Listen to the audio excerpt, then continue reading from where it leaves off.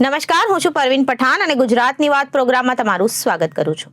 આજે આપણે આપણા આ પ્રોગ્રામમાં જાણીશું કે આપણા ગુજરાત રાજ્યમાં દિવસ દરમિયાન કઈ કઈ ઘટનાઓ બની છે અને કેવી રીતે બની છે, કયો છે સોશિયલ મીડિયાનો હોટ ટોપિક મુદ્દો. તે સમગ્ર જાણકારી વિસ્તારપૂર્વક આપણા આજના આ પ્રોગ્રામમાં આપણે નિહાળીશું.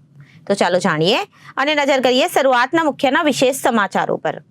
આજે 20 જિલ્લામાં વરસાદની આગાહી. 3 દિવસ કમોસમી વરસાદ વરસશે. રાજ્યના ચારેય ઝોનના ખેડૂતોને રડાવશે. ગાઢ ધુમ્મસથી વાહન ચાલકો પરેશાન થયા. તો બીજી બાજુ કોન્સ્ટેબલો માટે અમદાવાદમાં બનશે ફર્નિશ્ડ 2 BHK ફ્લેટ. 13 માળ અને 18 ટાવરમાં હશે 920 ફ્લેટ. રાજ્યની સૌથી મોટી પોલીસ લાઇન બનવાનો દાવો. તો બીજી તરફ સુરતમાં અફઘાનિસ્તાનનું ક્રિકેટ હબ બનવાની શક્યતા. લાલભાઈ ક્રિકેટ સ્ટેડિયમનો આંતરરાષ્ટ્રીય સ્તરની પ્રેક્ટિસ માટેના સૌથી સારા મેદાનમાં સમાવેશ. અફઘાન ટીમ તપાસ માટે આવશે. તો બીજી બાજુ ગાંધીનગરમાં વિદ્યાર્થીઓનો હલ્લાબોલ. પોસ્ટ મેટ્રિક સ્કોલરશિપ બંધ કરાતા પરિપત્રને રદ કરવાની માંગ સાથે બિરસા મુંડા ભવન ખાતે વિરોધ નોંધાવવામાં આવ્યો. તો બીજી તરફ કાંકરિયા કાર્નિવલમાં સીએમનો વિરોધ થયો. ભરૂચની દુષ્કર્મ પીડિતાના મોતને લઈ આપની યુવા પાંખે બેનરો દર્શાવી રોષ વ્યક્ત કરવામાં આવ્યો.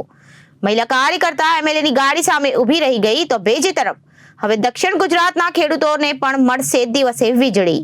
સૂર્યોદય યોજના હેઠળ ગુજરાત સરકારે દિવસે વીજળી આપતા ખેડૂતોમાં ખુશી છવાઈ.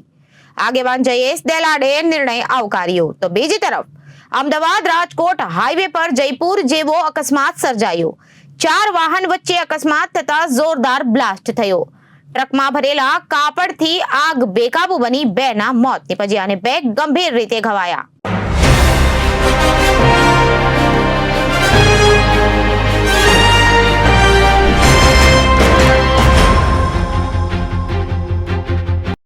હવે જોઈએ સમાચારો વિગતવાર. ઉત્તર પશ્ચિમ મધ્યપ્રદેશ પર સર્જાયેલી સાયક્લોનિક સર્ક્યુલેશન સિસ્ટમ અને વેસ્ટર્ન ડિસ્ટર્બન્સને કારણે ભર શિયાળે ભાદરવાના ઓંધાણ હવામાન વિભાગે વ્યક્ત કર્યા છે. આજથી 3 દિવસ એટલે કે 26, 27 અને 28 ડિસેમ્બરે રાજ્યમાં ગાજવીજ સાથે કમોસમી વરસાદનો રાઉન્ડ શરૂ થશે. 3 દિવસ સુધી રાજ્યના છૂટાછવાયા વિસ્તારોમાં હળવાથી મધ્યમ એટલે કે 25 મિલીમીટર માંડીને 2.5 ઇંચ સુધીનો વરસાદ પડી શકે તેવી શક્યતાઓ સેવવામાં આવી રહી છે. આ દરમિયાન પ્રતિ કલાકે 30 થી 40 કિલોમીટરની ઝડપે ભારે પવન ફૂંકાવાની પણ શક્યતા છે. કમોસમી વરસાદની શક્યતા 51% થી 75% સુધી. ભર શિયાળે ચોમાસા જેવી સ્થિતિને પગલે લઘુત્તમ તાપમાન 2 થી 4 ડિગ્રી વધશે એટલે ઠંડી ઘટશે. બીજી તરફ શિયાળુ પાકને લઈ ખેડૂતો ભારે મુસીબતમાં મુકાયા છે, કારણ કે ગાઢ ધુમ્મસને કારણે શિયાળા પાક પર અસર થઈ રહી છે. તેમજ જો કમોસમી વરસાદ પડશે તો ધરતીપુત્રોને રાતા પાણીએ રોવાનો વારો આવી શકે છે. હાલ ખેડૂતો કુદરતને એટલી જ પ્રાર્થના કરી રહ્યા છે કે આ ઘાત માટેથી ટળે. હવામાન વિભાગની આગાહી અનુસાર ગુજરાતમાં લઘુત્તમ તાપમાનમાં નોંધપાત્ર વધારો થયો છે, જેથી ઠંડીનું પ્રમાણ ઘટ્યું છે. હાલમાં વાતાવરણમાં ભેજનું પ્રમાણ જળવાઈ રહ્યું છે, જેથી આગામી 2 થી 3 દિવસ દરમિયાન ઠંડીનું જોર ઓછું રહેશે. ત્યારબાદ ધીમે ધીમે ક્રમશ તાપમાનમાં ઘટાડો થતા ફરી એકવાર ઠંડીનું મોજું ફરી વળશે. હાલમાં સમગ્ર ગુજરાત રાજ્યના લઘુત્તમ તાપમાનમાં નોંધપાત્ર વધારો નોંધાયો છે. રાજ્યના મોટા ભાગના જિલ્લાઓમાં અને ખાસ કરીને દરિયાકાંઠાના જિલ્લાઓમાં વહેલી સવારથી ધુમ્મસ છવાયેલું છે, જે બપોર સુધી યથાવત રહેવાની શક્યતાઓ છે. વરસાદની આગાહી સાથે 5 થી 10 કિલોમીટર પ્રતિ કલાકની ઝડપે અથવા તો તેનાથી પણ વધુ ઝડપે પવન ફૂંકાવાની પણ સંભાવના રહેલી છે. છેલ્લા 24 કલાક દરમિયાન રાજ્યમાં સૌથી ઓછું લઘુત્તમ તાપમાન નલિયામાં નોંધાયું હતું. નલિયામાં ગત રાત્રિએ 9.8 ડિગ્રી સેલ્સિયસ લઘુત્તમ તાપમાનમાં નોંધાયું હતું. આ ઉપરાંત વડોદરામાં સૌથી વધુ લઘુત્તમ તાપમાન નોંધાયું હતું. વડોદરા શહેર ગત રાત્રિ દરમિયાન સૌથી ઓછી ઠંડી ધરાવતું શહેર નોંધાયું છે, જ્યાં લઘુત્તમ તાપમાન 19 ડિગ્રી સુધી પહોંચ્યું હતું. અમદાવાદમાં પણ છેલ્લા 24 કલાક દરમિયાન 18.6 ડિગ્રી સેલ્સિયસ, રાજકોટમાં 11 ડિગ્રી સેલ્સિયસ અને સુરતમાં 18.4 ડિગ્રી સેલ્સિયસ લઘુત્તમ તાપમાન નોંધાયું છે. આ ઉપરાંત વહેલી સવારે સુરતમાં સૌથી વધુ 92% ભેજનું પ્રમાણ વાતાવરણમાં નોંધાયું હતું, એટલે કે ગાઢ ધુમ્મસની ચાદર છવાઈ ગઈ હોય તેવી સ્થિતિનું નિર્માણ થયું હતું. મહેસાણાના ખેરવા સ્થિત કૃષિ વિજ્ઞાન કેન્દ્રના વરિષ્ઠ વૈજ્ઞાનિક ડોક્ટર રમેશભાઈ પટેલે જણાવ્યું કે છેલ્લા 5 દિવસથી મહેસાણા સહિત ઉત્તર ગુજરાતમાં ભેજનું પ્રમાણ વધતા ધુમ્મસ અને ઝાકળ વરસાદ થઈ રહી છે. એમાં પણ આજથી માવઠાની શક્યતા છે. ડહોળાયેલા વાતાવરણની સીધી અસર મોટા ભાગના પાકો પર પડી શકે છે, જેમાં રાઈના પાકમાં મલોમસી નામની જીવાત પડી શકે છે, તેમજ વરિયાળી અને જીરુના પાકમાં ચરબીના રોગની શક્યતાઓ છે. આ ઉપરાંત દિવાલોના પાકમાં કાતરા પડવાની સાથે બેઠેલી માળ પડી જવાની શક્યતા વધી છે. પાટણ જિલ્લામાં શિયાળુ પાક વાવેતર વિસ્તારની દ્રષ્ટિએ જોતા જિલ્લાના સરસ્વતી તાલુકામાં 6000 હેક્ટર વિસ્તારમાં પિયત ઘઉંનું વાવેતર થયેલ છે, જ્યારે રાંધરપુર પંથકમાં 4965 હેક્ટર અને પાટણ પંથકમાં 4014 હેક્ટરમાં ઘઉંનું વાવેતર થયેલું છે. જિલ્લાના સાંતલપુર તાલુકામાં 27,240 હેક્ટરમાં જીરું વાવ્યું છે. તે ઉપરાંત રાંધરપુર પંથકમાં 8,285 હેક્ટરમાં જીરુંનું વાવેતર થયેલ છે. ચણાની વાત કરવામાં આવે તો જિલ્લાની સમી તાલુકા પંથકમાં 33,400 હેક્ટરમાં, સંખેશ્વર વિસ્તારમાં 21,020 હેક્ટરમાં ચણાનું વાવેતર કરવામાં આવ્યું હતું. રાયના વાવેતરની વાત કરવામાં આવે તો જિલ્લામાં સરસ્વતી તાલુકામાં વિસ્તારમાં 6,500 હેક્ટર અને પાટણ તાલુકા વિસ્તારમાં 4,251 હેક્ટર વિસ્તારમાં રાયનું વાવેતર કરવામાં આવ્યું છે. આ ઉપરાંત ચાણસ્મા પંથકમાં 3,150, હારીજ પંથકમાં 3,250, સાંતલપુર તાલુકામાં 2,805 હેક્ટરમાં, સિદ્ધપુર પંથકમાં 2,200 હેક્ટરમાં રાયનું વાવેતર થયેલું છે. પાટણ જિલ્લામાં મુખ્ય શિયાળુ લોકો ઉપરાંત 6,432 હેક્ટરમાં તમાકુ, 4,820 હેક્ટરમાં ઈસબગુલ, 9,817 હેક્ટરમાં સવા તેમજ 31,339 હેક્ટરમાં ઘાસચારાનું વાવેતર કરવામાં આવ્યું છે. આ ઉપરાંત 10,379 હેક્ટરમાં અજમો પણ વવાયો છે. જોકે જિલ્લાના સિદ્ધપુર, સરસ્વતી, હારીજ પંથકમાં ખેડૂતો દ્વારા બટાટાનું પણ વાવેતર કરાયું છે. વળી જિલ્લાના સિદ્ધપુર તાલુકામાં 130 હેક્ટરમાં ડુંગળીનું પણ વાવેતર થવા પામેલ છે. હાલમાં શિયાળાની ઋતુમાં લીલા શાકભાજીને મગ વધુ રહેતી હોવાથી 1,957 હેક્ટરમાં શાકભાજીનું વાવેતર કરાયું છે. સાથે લીલું લસણ પણ ખેડૂતો દ્વારા વાવાયું છે. જોકે પાટણ પંથકમાં શિયાળામાં લાલ ચટક ગાજરનું ઉત્પાદન મોટા પાયે થયું હતું, પરંતુ હાલમાં અત્યારની સ્થિતિએ પાટણ પંથકમાં 297 હેક્ટરમાં ગાજરનું વાવેતર થવા પામ્યું છે.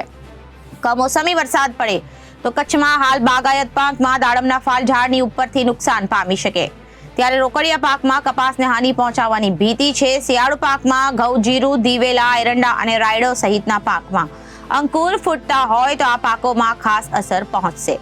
ગુજરાતમાં ઘણા સમયથી પોલીસ કર્મચારી માટે પોલીસ લાઇન અને તેના પરિવાર માટે સારી રહેવાની જગ્યા ખૂબ જ મહત્વની અને જરૂરી હોવાનું સરકાર દ્વારા ઘણા સમયથી વિચારણા કરવામાં આવી રહી હતી, જેમાં પરિવારને જરૂરી તમામ વસ્તુઓ મળી રહે અને એક સારું જીવન તેઓ પરિવાર સાથે રહે તે માટે હવે નવી અત્યાધુનિક પોલીસ લાઇનો બની રહી છે, જેમાં 2 BHK ફ્લેટ કોન્સ્ટેબલોને ફાળવવામાં આવશે. અમદાવાદ શહેરમાં રાજ્યની સૌથી મોટી પોલીસ લાઇન બનવા જઈ રહી છે, જેમાં 920 મકાનો હશે, જે તમામ મકાનો 13 માળના ટાવર અને 2 માળ પાર્કિંગ બેઝમેન્ટ સાથે બનાવવામાં આવનાર છે. આગામી સમયમાં તેનું ખાતમુહૂર્ત કરવામાં આવનાર છે. અમદાવાદના ઘાટલોડિયા વિસ્તારમાં બનનારા મકાનમાં તમામ પોલીસ કર્મી જેને મકાન ફાળવવામાં આવશે તે ફર્નિચર સાથે ફાળવવામાં આવનાર અમદાવાદ શહેરના ઘાટલોડિયા વિસ્તારમાં હવે શહેરની સૌથી મોટી પોલીસ લાઇન બનવા જઈ રહી છે.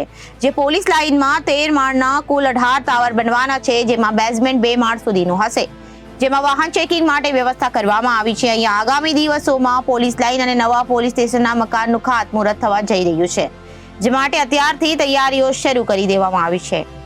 આ અંગે મળતી માહિતી પ્રમાણે 920 મકાનમાં અમદાવાદ શહેરના પોલીસ કર્મચારીઓના મકાન ફાળવવામાં આવશે, જેમાં પંખા, લાઇટ, બેડ સહિતની પાયાની તમામ સુવિધા અને સાથે ફર્નિચર પણ આપવામાં આવશે. 920 પરિવાર આ પોલીસ લાઇનમાં રહેશે અને ત્યાં જ 2 બ્લોકને જોડીને ઘાટલોડિયા પોલીસ સ્ટેશન બનાવવાનું છે, જે આગામી સમયમાં અમદાવાદ શહેરના અત્યાધુનિક પોલીસ સ્ટેશન પૈકીનું એક હશે. આ અંગે સૂત્રો પાસેથી મળતી માહિતી પ્રમાણે મહિનાના અંત સુધીમાં આ જગ્યાનું ખાતમુહૂર્ત થશે, જેના માટે સંબંધિત વિભાગ દ્વારા કાર્યવાહી શરૂ કરવામાં આવી છે. આ મકાનમાં સહેજ પણ કચાશ ન રહે તે માટે આખું કામ પોલીસ હાઉસિંગ કોર્પોરેશનના અનુભવી લોકોના મોનિટરિંગમાં થવાનું પણ જોવા મળી રહ્યું છે. સુરત શહેરમાં આજે વિશ્વમાં ઝડપથી વિકસતા શહેરો પૈકીનું એક છે. સુરત ઔદ્યોગિક એકમોને કારણે દેશભરમાં પોતાની અલગ અલગ ઊભી કરવામાં આવી રીતે ઓળખ સફળ થઈ રહ્યો છે, પરંતુ તેની સાથે સાથે અનેક વિવિધ ક્ષેત્રની અંદર અનેક સુવિધા હોવાથી દેશ અને વિદેશના લોકોના ધ્યાન આકર્ષી શક્યો છે. વેધર કન્ડિશનથી લઈને cricket ground, pitch, day night cricket રમી શકાય તેવી ફેસિલિટી વગેરે તમામ પાસાઓને તપાસતા અફઘાનિસ્તાનની ટીમ સુરતને પોતાનું ક્રિકેટ હબ બનાવી શકે તેવી શક્યતા છે. આંતરરાષ્ટ્રીય સ્તર ક્રિકેટમાં હવે અફઘાનિસ્તાન પોતાનું સ્થાન જમાવી રહ્યું છે. વર્લ્ડ કપમાં પણ જે પ્રકારે અફઘાનિસ્તાનની ટીમને પરફોર્મન્સ આપ્યું હતું તેનાથી સૌ કોઈ આશ્ચર્યચકિત થયું છે. અફઘાનિસ્તાન પોતાનું ક્રિકેટ સુધારવા માટે હવે ભારતમાં કોઈ સારું સ્થાન શોધી રહ્યું છે. ઇન્ડિયાની અંદર એવું ક્રિકેટ સ્ટેડિયમ મળે કે જ્યાં તમામ પ્રકારની સુવિધાઓ રહે તો પોતાના ખેલાડીઓ માટે પણ સુવિધાઓ મળી રહે તે માટે તેઓ શોધ કરી રહ્યા છે. વેધર કન્ડિશનથી લઈને cricket ground, pitch, day night cricket રમી શકાય તેવી ફેસિલિટી વગેરે તમામ પાસાઓને તપાસતા અફઘાનિસ્તાનની ટીમે સુરતમાં પોતાનું ક્રિકેટ હબ બનાવી શકે છે. દેશના અન્ય ક્રિકેટ ગ્રાઉન્ડની તપાસ કર્યા બાદ સુરતના ક્રિકેટ સ્ટેડિયમ ઉપર પોતાની પસંદગી ઉતારી શકે છે.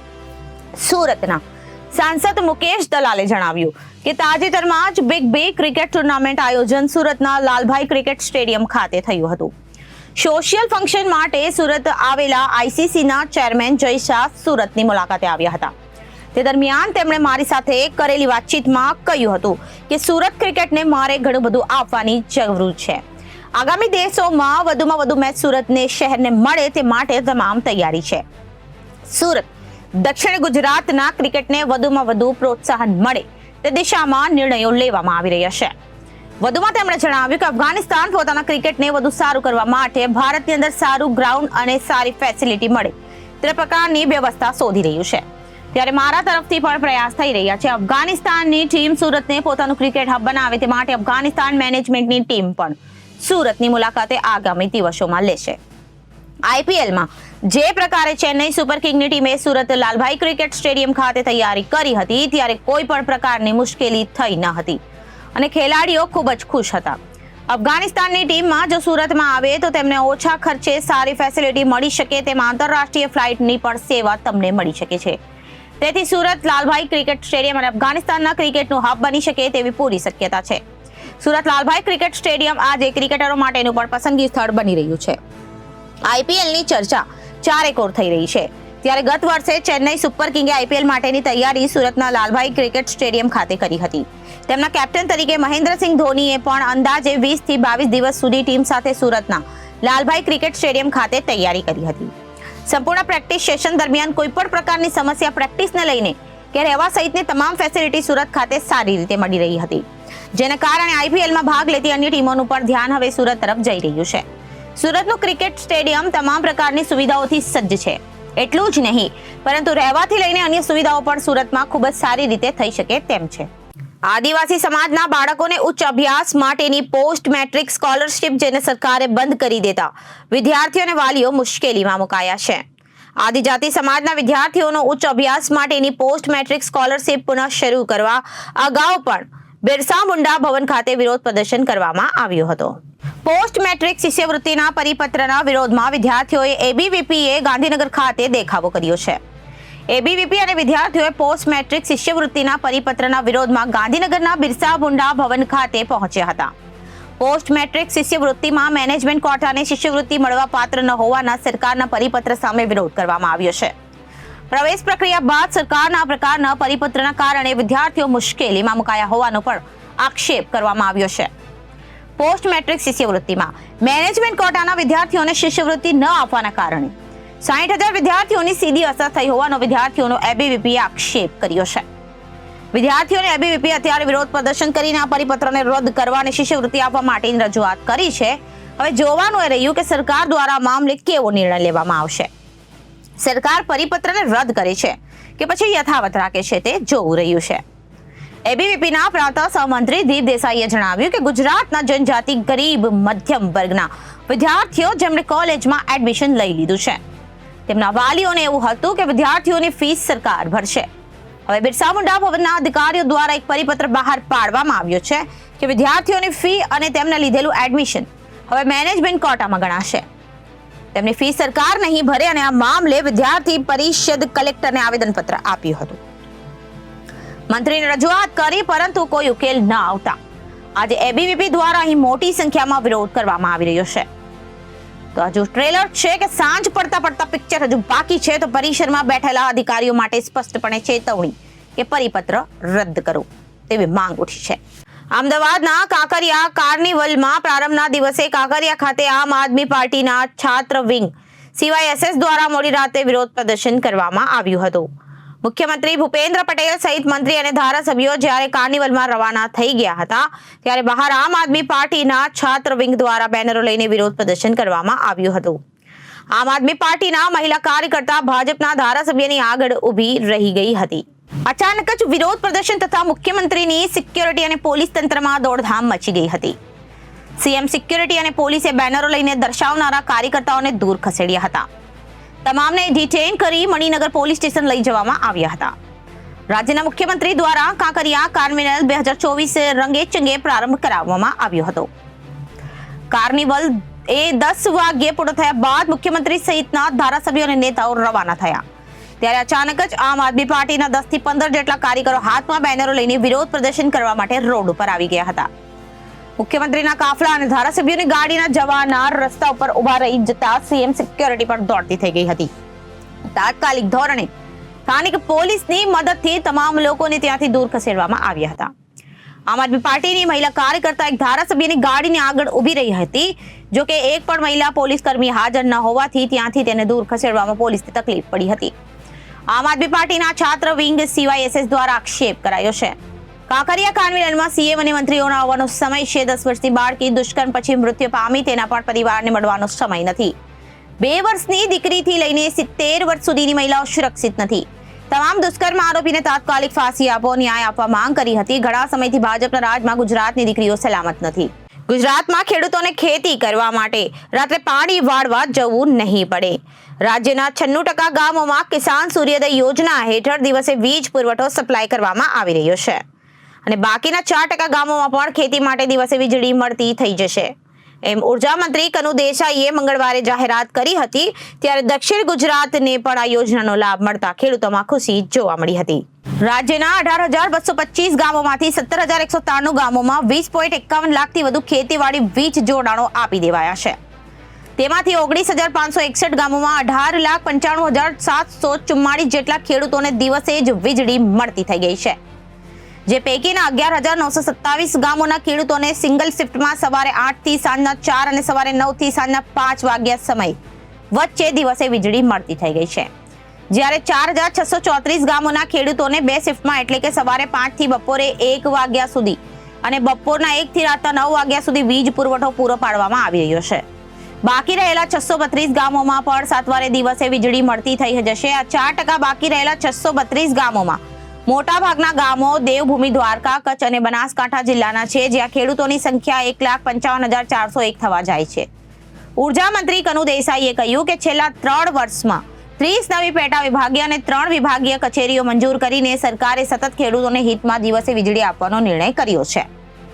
વીતેલા 1 દાયકામાં 10 લાખ જેટલા નવા ખેતીવાડી વીજ જોડાણો આપવામાં આવ્યા છે. એટલે કે વર્ષે સરેરાશ 1 લાખ જેટલા નવા ખેતીવાડી વીજ જોડાણો અપાયા છે. હાલ નવા વીજ જોડાણો આપવામાં કોઈ વાંધો નથી અને વિરોધ ન આવે. આગામી 3 કે 4 મહિનામાં વીજ જોડાણ આપી દેવામાં આવશે. ઉલ્લેખનીય છે કે વીજ ઉત્પાદન ક્ષેત્રે સરપ્લસ પહેલા રાજ્યમાં લાંબા સમયથી ખેડૂતો દ્વારા દિવસે વીજળી આપવા માંગણી થતી રહેતી હતી. હવે 100% પૂર્ણતાને આરે છે.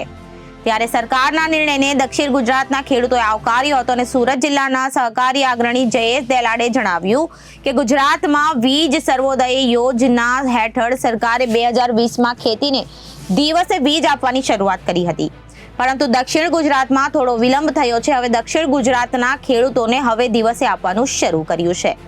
આ નિર્ણયને આવકારીએ છીએ. મુખ્યમંત્રી ભૂપેન્દ્ર પટેલે દક્ષિણ ગુજરાતને દિવસે વીજળી આપવાનું આપેલું વચન પાડ્યું છે અને દક્ષિણ ગુજરાતના 7 જિલ્લાના 3 લાખથી વધુ ખેડૂતોને લાભ થશે. ખેડૂતોને ખાસ કરીને ગુજરાતમાં જે રીતની સ્થિતિ હતી કે દિવસે 1 અઠવાડિયું વીજળી અને 1 અઠવાડિયું રાતે વીજળી, એને કારણે રાતે ઠંડી હોય અને ખાસ કરીને જંગલી જાનવરોનો પણ ભારે ત્રાસ હોય અને સાપના ડોકા છોડીને રાતે વીજળી વાળવાની ખેડૂતો માટે ખૂબ જ મુશ્કેલી હતી. ઘણા સમયથી ખેડૂતોની લાગણી અને માંગણી હતી કે ગુજરાત સરકાર ખેડૂતોને દિવસે વીજળી આપે અને એના અનુસંધાનમાં આ માંગણી સ્વીકારીને 2020માં રાજ્યની સરકારે કિસાન સૂર્યોદય યોજના લાગુ કરી.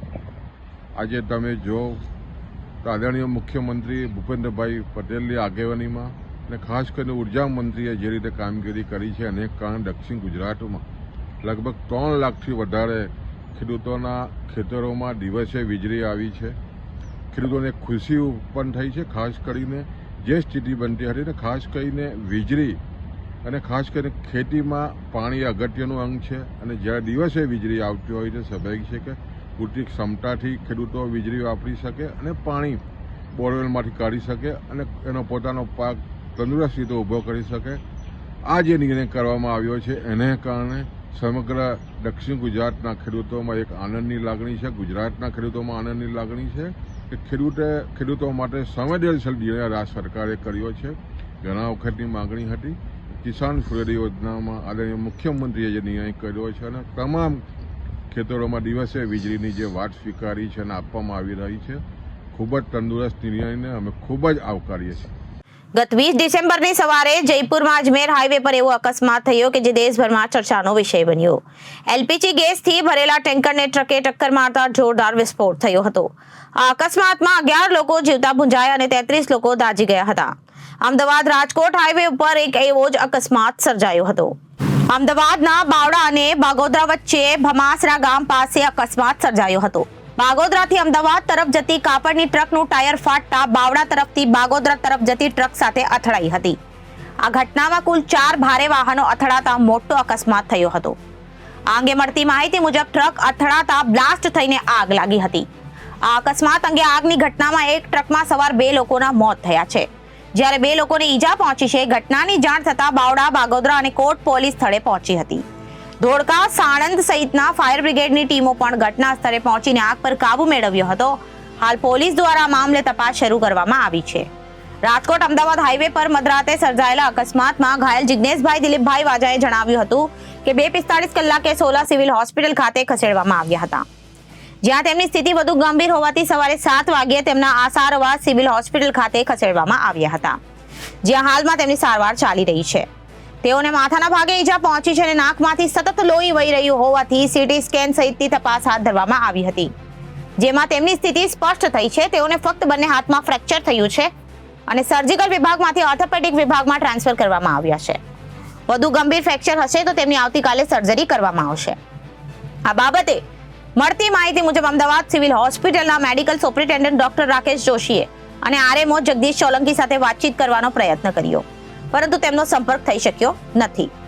આ મામલે પોલીસે જણાવ્યું કે રાજકોટ અમદાવાદ નેશનલ હાઈવે 47 પર બાવડા નજીક ભામાસર ગામની સીમ પાસે અકસ્માત થયો હતો, જેમાં કોઈ ડીઝલ ટેન્કર હતું નહીં. બાગોદરા તરફથી કાપડના રોલ ભરેલ આઈસર ગાડીના ચાલક કમલસિંહ હરિસિંહ, જિલ્લા રાજસમંદ બિલિયાવાસ, રાજસ્થાનનો રહેવાસી છે, દ્વારા આઈસર ગાડી પૂર ઝડપે અને ગફલત ભરી રીતે ચલાવી ડિવાઈડર કુદાવી સામેની સાઈડ જઈ સામે બાવડા તરફથી આવતી આઈસરને ટક્કર મારી હતી, જેની પાછળ આવતી બીજી આઈસર તથા તેની પાછળ સિમેન્ટનું બલ્કર સાથે અથડાઈ પલટી ખાઈ જતા અકસ્માત સર્જાયો હતો. અકસ્માત કરનાર આઈસર તથા બાવડા તરફથી આવતી 2 આઈસર તથા એક બલ્કર આગ લાગી હતી અને આ મામલે પોલીસ તથા ફાયર બ્રિગેડને ફોન કરતા બાવડા તથા ધોળકા નગરપાલિકાથી ફાયર બ્રિગેડની ટીમ ઘટના સ્થળે પહોંચી હતી. ફાયર બ્રિગેડે આગ બુઝાવી હતી. અકસ્માત કરનાર આઈસર ચાલક તેની કેબિનમાં બેઠા હતા. બીજા એક માણસ સહિત 2 લોકોના મોત થયા છે અને આ શહેરના ચાલક જિગ્નેશભાઈ દિલીપભાઈ વાજા અને જિલ્લા જૂનાગઢનો રહેવાસી છે અને 108 મારફતે સોલા સિવિલ હોસ્પિટલ અમદાવાદ ખાતે લઈ ગયા હતા. અમદાવાદમાં બાવડા બાગોદરા હાઈવે પર ભામાસરા ગામ પાસે રાજસ્થાનના જયપુર અકસ્માત જેવી ઘટના બની છે. વાસ્તવમાં અહીં કાપડ ભરેલી ટ્રક અને અન્ય ટ્રક વચ્ચે અકસ્માત થયો હતો. જો કે અકસ્માત બાદ ટ્રકમાં આગ લાગી જતા ત્યાંથી પસાર થતા અન્ય વાહનો અસરગ્રસ્ત થયા હતા. આ સમગ્ર ઘટનામાં 2 ટ્રક 2 લોકો ઘાયલ થતા હોસ્પિટલ ખસેડાયા હતા. અકસ્માતમાં એક ટ્રકમાં સવાર 2 લોકોના મોત થયા છે. મળતી માહિતી મુજબ બાવડા તરફથી બાગોદરા તરફ જતા ટ્રકોમાં ઘઉં અને ચોખાની બોરીઓ ભરેલી હતી. મોડી રાતે સર્જાયેલા અકસ્માતમાં કલાકો સુધી રાત્રે ટ્રાફિક જામ રહ્યો. આ તરફ ઘટનામાં ફાયર બ્રિગેડે આગ પર કાબુ મેળવ્યો અને પોલીસે ટ્રાફિક જામને હળવો કર્યો. આ તરફ હવે સામે આવ્યું છે કે કાપડ ભરેલી ટ્રક ચોટીલાથી અમદાવાદ જતી હતી. આ ટ્રક ચોટીલામાં રણછોડભાઈ રબારીની કંપનીની ટ્રક હતી. ટ્રકનો જૂનો ડ્રાઈવર પ્રદીપ રજા પર હતો, તો મૃતક કમલભાઈ તેની જગ્યા પર આવ્યા હતા. નોંધનીય છે કે અકસ્માતની ઘટનામાં ડ્રાઈવર કમલભાઈનું મોત થયું છે. જ્યારે અન્ય એક મૃતક કોઈ પેસેન્જર હોવાની વાત સામે આવી છે. તો અત્યારે ગુજરાતની વાતમાં વિરામ લઈએ. વધુ સમાચારો જોવા માટે જોતા રહો જનાદેશ ન્યૂઝ. નમસ્કાર.